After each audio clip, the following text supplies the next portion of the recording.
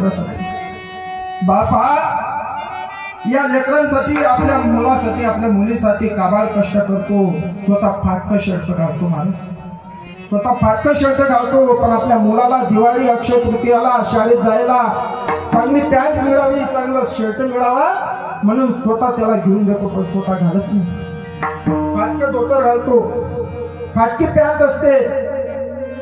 आम्ही म्हणतो, आमची लाडकी बाई म्हणते, पप्पा तुम्ही तुमच्यासाठी नवा कपडा घ्या, काहीतरी नवा शर्ट घ्या, तरी बाप घेत नाही।